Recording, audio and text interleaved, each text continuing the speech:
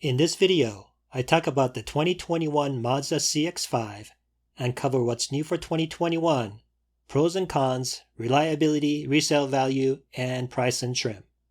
Basics. The CX-5 is the best-selling vehicle in Mazda's lineup. It's a compact SUV that is in the same class as the Toyota RAV4, Honda CR-V, and the Nissan Rogue. The 2021 CX-5 brings about a new 10.25-inch infotainment system, replacing the 2020 model's 7-inch display. For 2021, Apple CarPlay and Android Auto are standard in every trim. 2021 introduces a new trim called the Carbon Edition. It features an exclusive Polymetal Gray paint color and 19-inch black alloy wheels. The interior is outfitted with red leather seats and black honeycomb interior trimming on the dash and door panels. The Carbon Edition is great because it's the least expensive way to get the more powerful turbo engine that was previously available only on the top two trims. The Mazda CX-5 offers two engine options. The standard powertrain is the 2.5-liter normally aspirated four-cylinder with 187 horsepower and 186 pound-feet of torque. The upper-level engine is Mazda's torquey 2.5-liter turbocharged four-cylinder producing 250 horsepower and 320 pound-feet of torque. Both engines can be had with front-wheel drive or all-wheel drive. The only transmission is a 6-speed automatic. Fuel economy is 25 city, 31 highway, and 28 combined for the front-wheel drive base engine, and 24 city, 30 highway, and 26 combined for the all-wheel drive base engine. If you go up to the turbo, you will get 23 city, 28 highway, and 25 combined for the front-wheel drive, and lose 1 mpg with all-wheel drive. Styling. The current generation CX-5 was redesigned in 2017, but it still looks great for 2021. To my eyes, the CX-5 has great proportions with a longer hood and short overhangs. It looks like it could be from a luxury nameplate. Interior. The upscale look and material quality is again not the usual traditional automaker, but more luxury nameplate.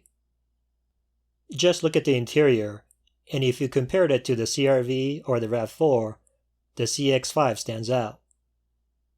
Mazda's been really going upscale, and you can tell as soon as you open the door that the feel is a class above the usual suspects. The big improvement for 2021 is that 10.25-inch center screen. It is no longer a touchscreen like the previous version, but uses the rotary dial to control the interface. The one knock on Mazda has been the slightly outdated infotainment system, and they've addressed it with this new snappier system with better resolution. I wish Mazda made it touchscreen as well, but the rotary dial works well. Size. The CX-5's interior dimensions are on the smaller side of the compact SUV segment. There's 39.7 inches of headroom in the front and 39 inches in the rear. Legroom is 41 inches in the front and 39.6 inches in the rear. Those numbers are average for the segment. The Subaru Forester will have significantly more room than the CX-5. As for cargo space, the CX-5 is below average for the segment. Behind the rear seats, there's 30.9 cubic feet of space and 59.6 cubic feet with the rear seats folded down. If you want a lot of cargo space, you'll find 10 to 15 more cubic feet more in the competition. Pros. There are several reasons why you may want to pick the CX-5 over the competition. First, it's one of the best looking SUVs inside and out. Second, the CX-5 is universally praised for its superior driving dynamics. If steering feel and handling is important in your crossover, the CX-5 should be at the top of your list. Third, the CX-5 offers two fine engine choices. The upcharged turbo engine is one of the most powerful engines in this class. Last, standard safety tech is fantastic, especially since it includes radar cruise control and blind spot monitoring. Those features are often optional in the competition. Cons: the CX-5 packaging is not as efficient as the competition. The exterior size is about the same as the CR-V or the Forester, but the CX-5's interior space is significantly smaller.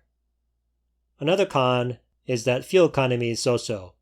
The all-wheel drive base engine gets 26 mpg versus RAV4's 30 mpg or the Forester's 29 mpg. The reduced fuel economy is partly due to the 6-speed automatic transmission in the CX-5, which is missing a couple of cogs versus the RAV4. Again, if you like to drive, you may prefer the feel of the shifts in the CX-5's stepped automatic transmission versus the continuously variable transmission that's in the Forester, the CR-V, and the Rogue. Reliability. The CX-5 has an expected reliability of much better than average according to Consumer Reports. It has held that mark for several years, which is impressive. Resale value. The CX-5 has good expected resale value after 3 years of ownership at 67.3% retained value. After 5 years, it dips to 48.5%, which is average. After 7 years, it's at 38.3% retained value, which is again average. The RAV4 and the CR-V will be worth significantly more if you tend to hang on to your vehicle longer. Perhaps a 5-year-old CX-5 is a great buy, since they are reliable and can be purchased for $3,000 to $3,500 less than a CR-V or a RAV4. Looking at it from a luxury perspective, since the CX-5 seems to be half a class above the RAV4 and CR-V in terms of style, the BMW X3 would only retain 25% of its value after 7 years, so the CX-5's 38% looks pretty good. Price and trim. The CX-5 Sport is the base model, and it starts at $25,270. Add $1,400 for all-wheel drive. What's nice for 2021 is this base Sport model includes the same 10.25-inch large center screen with Apple CarPlay and Android Auto. The Sport trim has a lot of standard features, including Mazda's radar cruise control with stop-and-go function, automatic emergency braking with pedestrian detection, lane keep assist, blind spot warning, and rear cross-traffic alert. Some competitors like Toyota and Subaru make you pay extra for blind spot monitoring and rear cross-traffic alert, so Mazda is doing a fine job with all the standard safety tech. A couple of noteworthy standard features include LED headlights, push-button start, and leather-wrapped steering wheel. It's nice that Mazda hasn't taken cost-cutting measures on these features that most competitors remove in their base models. The next trim is the CX-5 Touring, which starts at $27,010 and adds niceties like heated front seats, leatherette seats, dual-zone climate control, rear vents, rear privacy glass, and 6-speaker stereo. The new for 2021 CX-5 Carbon Edition adds that special gray paint, red leather seats, power liftgate, moonroof, power front seats with memory. The Carbon Edition starts at $28,855 for the base engine, and the turbo engine starts at $30,660. The Grand Touring starts at $30,460 and adds a 10-speaker Bose audio system, leather seats, moonroof, power liftgate, LED taillights, fog lights, heated mirror, and 19-inch silver wheels. The Grand Touring only comes with a normally aspirated engine. The Grand Touring Reserve starts at $35,285 and adds a turbo engine as well as all-wheel drive.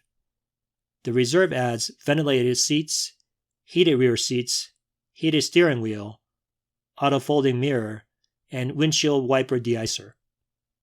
The top-of-the-line CX-5 Signature comes in at $37,405 and adds driver attention alert, 360-degree camera updated for 2021 with higher resolution, front and rear parking sensors, navigation with traffic sign recognition, Napa leather seats, wood trim, and LED interior lighting.